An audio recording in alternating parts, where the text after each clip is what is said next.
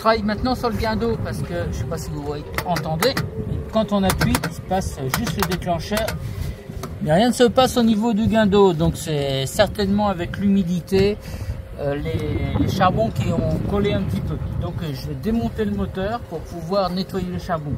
Alors pour ça, je vais démonter déjà, je vais ouvrir la boîte. J'ai fait une boîte étanche pour essayer justement de protéger au maximum le moteur du guindeau. Donc c'est du contreplaqué, j'ai mis du gel coat dessus et j'ai vissé, j'ai jointé. Tous les entrées de câbles sont pareils, il y a du joint partout. Ce qui fait que théoriquement, tout est étanche. Alors là, je vais les ouvrir.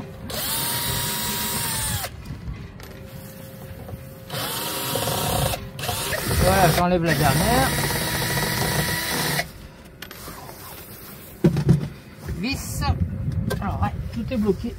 C'est normal, c'est le joint qui prend. Ça veut dire que c'est bien étanche. Bon, je vais prendre un outil pour l'ouvrir.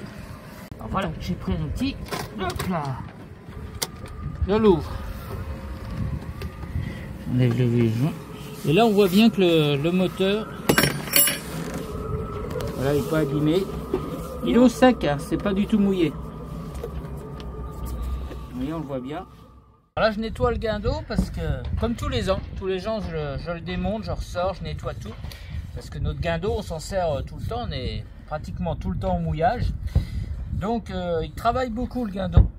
Alors, bon, on voit qu'il prend pas mal de corrosion. Et donc, il faut nettoyer. J'enlève tout le sel qui a pu s'accumuler dedans. Et puis je vais démonter donc le moteur qui est là. Et on voit qu'il est, comme il est dans le caisson étanche, on voit qu'il est bien protégé, il n'y a pas de rouille. Et on va pouvoir, je vais pouvoir changer les charbons ou voir si ça simplement a besoin de les frotter un peu. Je vais voir ça pour qu'ils repartent comme en 14. Alors là, je viens d'enlever l'arrière du bloc moteur. Il est là, il est charbon. Il se trouve ici, c'est ces petits trucs là. On en a 4 tout autour. Donc je vais continuer de démonter le bloc moteur pour pouvoir aller les vérifier, voir si ça coulisse bien ou s'ils sont collés. Alors là, j'ai démonté le guindeau. Pendant que j'y suis, le moteur remarche, le moteur électrique, tout marche bien. Par contre, il y a une petite fuite d'huile. À mon avis, il y a le joint qui est mort. Il y a une huile très visqueuse mélangée à mon avis à de l'eau de mer. Donc ça va falloir que je change le joint. Et puis j'en ai profité pour démonter tout le reste qui était sur le pont. Donc ça c'est à plat sur le pont normalement. Là on voit qu'il y a le passage de l'encre, de la chaîne. Donc on voit que c'est un peu usé. C'est un petit peu corrosé. Ici, une fois la chaîne s'est bloquée, elle a cassé le côté. Bon, c'est pas très grave. À part qu'il ne faut pas qu'il y ait trop d'entrée d'eau. Ça c'est le joint qui fait l'étanchéité entre la surface du pont qui est là et la baille à mouillage qui est en dessous. Et on voit qu'il y a des entrées d'eau. Là c'est du sel qui s'est aggloméré. Donc, tout ça, ça va être à nettoyer, refaire un joint correct pour refaire l'étanchéité. Le barbotin, on voit qu'il y a un petit peu d'usure, ça va encore, mais c'est limite. Bientôt il faudra penser à le changer. Bon, ça c'est le système de frein qui vient ici, là, quand on serre la poupée qui est ici. En fait, ça, on voit, là il y a le frottement, comme ça. Et l'autre est en dessous. Et quand on serre ici la tige qui se trouve au milieu, ça bloque l'ensemble, ça évite que ça tourne. Donc ça, bon, ça va, il n'y a pas d'usure particulière. Un bon nettoyage, graissage. Par contre, tout ça, c'était autour de l'axe du moteur guindeau. Bon, les joints vont sûrement être celui-là, par exemple. Je sais pas trop ce qu'il donne, s'il va être à changer. Celui-là, c'est sûr, il est à changer. Il y en a un déjà qui est parti en morceaux. Donc ça, c'est à changer. Voilà, on en profite pour tout réviser. Il y a du boulot en perspective. Donc alors là, je galère un peu avec ce guindeau parce que le moteur, ça y est, les charbons, tout ça, ça marche très bien. J'ai fait les tests, tout tourne. Mais le problème, c'est que j'ai toujours cette espèce de fuite là d'huile mélangée sûrement à l'eau de mer, à je sais pas quoi, qui est dans l'engrenage du guindeau. Et en plus, il y a un léger jeu de l'axe ici. Donc il faut que j'arrive à démonter ma boîte là mécanique pour voir les engrenages dans quel état ils sont, tout nettoyer, tout dessaler, changer les joints pour qu'il n'y ait plus d'entrée d'eau, pour qu'ils puissent refonctionner totalement. Parce que là, il fonctionne, hein. Je pourrais remonter ou descendre l'encre, mais le problème, c'est que de l'huile mélangée à l'eau de mer, c'est pas ce qu'il y a de mieux pour la mécanique, donc il va bloquer un jour ou l'autre. Et ça, je veux pas. Je veux que quand qu'on soit dans les mouillages, tout aille bien. Donc, il faut absolument que ça soit fait avant qu'on parte. Donc, il faut que j'arrive à trouver comment il sort cet axe. Alors, j'ai cherché des tutos, des trucs, j'ai rien trouvé. Alors, j'en vois qui ils forcent avec un maillet, ils ouvrent, ils forcent pour que ça sorte comme ça. Mais j'ose pas trop forcer, donc je sais pas. Je vais essayer de trouver comment ça peut fonctionner. Mais je vois aucun clip, rien. Bon, il y a celui-là, mais ça sert pas pour ça. Donc, il n'y a rien. Je sais pas. Alors, si quelqu'un a déjà démonté ce genre de guindeau, hein, c'est un Lewart vertical, un Lemar vertical, c'est en S2. Si quelqu'un sait comment le démonter, je suis preneur. Voilà. Pour l'instant, je galère. Alors voilà, j'ai démonté le bloc moteur. Alors ça reste, tout ce qui est bobine, ça reste bloqué à l'intérieur. Enfin, que j'arrive à le sortir. Normalement, j'avais démonté mon bloc moteur. Normalement, ça vient avec. Mais on voit, je sais pas si vous voyez là, tout ça là, ça c'est de cette espèce de gras. Et puis il y en a au niveau de mes bobines à l'intérieur. Vous voyez, ça baignait dans cette espèce d'eau de mer et de gras. Et ça, c'est pas bon du tout.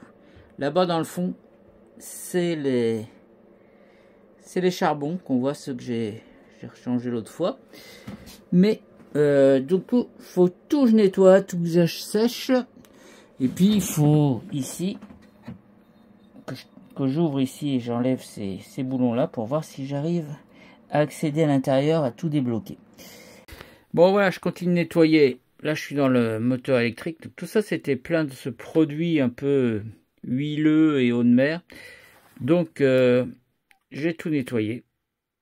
J'ai remis un nettoyant de connexion électrique. Hein. Bon, celui-ci, sans faire la marque. Un nettoyant contact. Voilà. Et puis, bah, j'ai encore ça à nettoyer. Bon, alors, résultat du démontage. Bah c'est tout rouillé. Alors je sais pas, j'ai essayé de vous le montrer. Voilà, à l'intérieur c'est pas mal rouillé, donc j'ai nettoyé comme je pouvais. Là on voit ça continue de sointer, huile et eau de mer, mais j'ai démonté les engrenages. Alors ça tourne. Bon, celui-là il tourne, il n'y a pas de souci, mais celui-là, là normalement c'est le moteur, donc on voit que ça bloque au bout d'un moment. Je peux pas aller plus que ça. Donc je sais pas si tout n'est pas mort à l'intérieur. Avec l'eau de mer, ça a pas mal rouillé, c'est tout usé, donc c'est pas terrible. Je pense que ça venait, ça c'est le guindeau qui est sur le pont. Alors on voit que là cette partie-là s'est trouvée cassée une fois avec la chaîne qui s'est en remontant. Elle s'est coincée dedans, ça a cassé toute cette partie-là, ce qui fait que l'eau rentrait. Donc j'avais remis du joint ici, du silicone pour éviter que ça passe, mais parce que du coup c'était plus plaqué sur le pont. Mais je pense que ça a coulé par l'intérieur là, le long ici, et c'est ça qui est rentré dans le moteur en fait, à cet endroit là. Donc on voit que ça rentrait là-dedans. Tout ça c'était plein de sel. L'eau est partie puisqu'en fait il y a un petit trou d'évacuation qui est là pour l'eau. Donc on voit que il prévoit éventuellement qu'il y ait de l'eau qui rentre. Mais le problème, à force, le sel s'est mis là et on voit dans le fond, il y a un petit joint noir. Et ce joint là, il a dû se bouffer avec le sel. Voilà. Donc réparation du guindeau un peu compromis. Donc on voit ici aussi que là ça a pas mal pris au niveau de l'engrenage de chaîne. Ça a un peu usé, mais bon, ça marche encore. Et puis le moteur. Alors le moteur, lui, il marche. Il est réparé, les charbons étaient repris, tout marche bien. Le moteur, il est testé, il fonctionne. Moteur électrique fonctionne. Par contre, maintenant, j'ai des gros problèmes avec mes mécaniques. Donc bon, suite au prochain épisode. Bon, alors là, on est chez Side Concept et on va récupérer notre nouvelle grande voile. On a hâte. On récupère aussi notre génois qu'on avait fait refaire. On avait changé le guindant. Et puis, on va récupérer aussi nos lésies qui ont été réparées. Bon, là, on récupère notre nouvelle voile, nouvelle grande voile, toute neuve. Oh là la vache, ça va changer. Là, on est reparti pour quelques années. Alors, la cravate qui vient autour de la baume. Ok. Classique. 3 riz. Ouais. Un nerf de chute. Et puis pour les lattes, ça s'envoie comme ça. Donc on les envoie ici, on laisse dépasser un petit peu. On prend là. Ça va venir rentrer dessous là, ressortir un peu ici la boucle. Et puis vous venez mettre la tension que vous souhaitez. Et un transfilage, ça va passer dans la boucle là. D'accord. Ouais, Et puis des demi-clés pendant. D'accord, tout simple. C'est ce que je fais sur même sur voile régate. C'est mieux que les velcro. Donc 2 coulisseaux renforcés, donc en pétière et en latte forcée. d'accord. Et après sur le reste du guindant, c'est des coulisseaux classiques. Ouais, d'accord, Voilà. ok. Ça marche. Après les coulisseaux qui sont au-dessus des riz, ils sont sur 100 dos. D'accord. Parce que quand on prend le riz, celui-là il prend cher. D'accord. On a tendance à tirer dessus. Donc l'élastique. D'accord, ok. Ça permet Et d'amortir. ça c'est la manille. Ça Ok. c'est une manille. Ok. Donc là- ça, c'est ce que vous disiez, comme ça tire fort, ça permet d'amortir. Ok, ça marche. Ok. D'accord, c'est par cent. Ça c'est oreille de chien. ouais, Sur un côté sur le dos.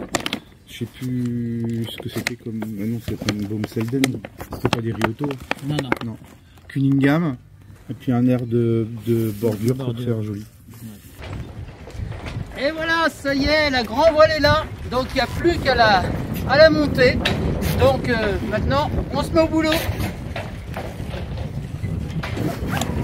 Alors là, on vient de mettre le premier coulisseau. Mais je trouve qu'il est pas assez ajusté, ce qui fait qu'il bouge pas mal à l'intérieur. J'ai peur qu'il se trouve arraché sur un moment donné. Et il glisse assez mal. Là, j'ai mis du produit vaisselle pour que ça fonctionne mieux, mais c'est peut-être pas encore ça. Et on voit qu'ici, il devrait être un peu plus large pour être adapté à la gorge à l'intérieur. Parce que on a un peu de mal à le mettre. C'est pas droit là. Voilà. Et voilà. Ça glisse déjà un peu mieux, mais il y a du jeu quand même. Ah ouais, c'est bizarre. Je voudrais pas que ça se trouve arraché. Donc ça va être incontrôlé. On va finir d'envoyer la voile pour voir. Bon, alors là, on a un petit problème parce que on essaye de mettre les lattes. C'est la deuxième latte qu'on essaye de mettre. Et là, il y a le renfort qui sert à rattacher pour tenir l'embout de latte là, qui est bloqué. Donc on voit que les fils ont été faits trop loin. Et du coup, on peut pas passer la latte dans le gousset. Donc on est bloqué. C'est la deuxième. Il y en a 2 sur 4 qui ne fonctionnent pas. Bon voilà, on va hisser la voile. On va voir ce que ça donne.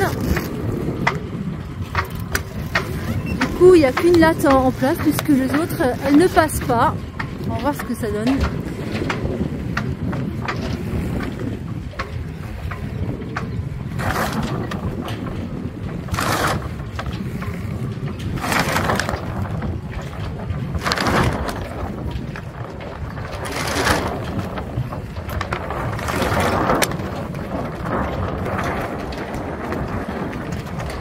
Voilà. Elle est hissée.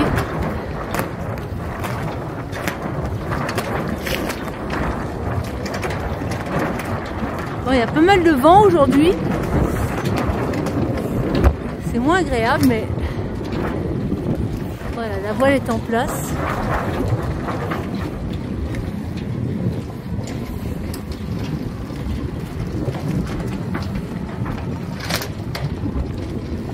Impeccable. Bon, il y a toujours cette histoire de ces 2 lattes là qui rentrent pas. Bon, on va vérifier s'il n'y a pas de problème au niveau de la voile.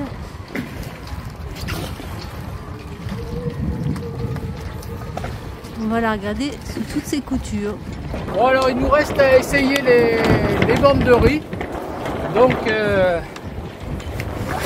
y a la première bande, deuxième bande, troisième bande de riz. Donc on va commencer par la première bande de riz, on va voir ce que ça donne. Alors là, première bande de riz, là on a les crochets ici, donc on va mettre les anneaux dessus et il n'y a plus qu'à le reprendre. On va voir la forme qu'elle a. Alors là, on vient de mettre une bande de riz. On regarde un petit peu comment elle se comporte, comment la voile se comporte. Et on regarde si c'est bien taillé, si l'anneau est à bonne place. Donc c'est pas mal. Pour l'instant on est pas mal. Donc on va... Voilà. Il nous manque toujours nos 2 lattes là. On voit surtout la deuxième à partir d'en haut là qui n'est pas là. Donc ça donne pas une super forme à la voile. Et la troisième qui n'est pas là non plus. Donc c'est un peu dommage, on a un peu moins de forme. J'espère qu'ils vont pouvoir nous arranger ça rapidement. Parce que étant donné que c'est des coutures au bout, si je coupe, je peux couper les fils qui gênent. Mais du coup les coutures vont plus être arrêtées et ça risque de partir en couille. Voilà la deuxième bande de riz prise. Donc là il n'y a pas de souci a priori. Tout est bon. On a eu un peu de mal parce que comme la troisième latte n'est pas en place, du coup la voile avait un peu de mal à se placer, mais je pense que ça se réglera quand on aura la latte en place. Voilà, la troisième bande de riz est en place, donc là tout va bien, comme toujours un peu de creux parce que la deuxième latte est absente. Mais sinon tout est bien positionné, c'est relativement pratique à prendre. On n'a pas du tout de coulisseau à enlever, alors que sur l'autre grand voile, chaque fois qu'on prenait un riz, il fallait enlever 2 coulisseaux et après les remettre. Là, ça passe tout seul, c'est pas mal.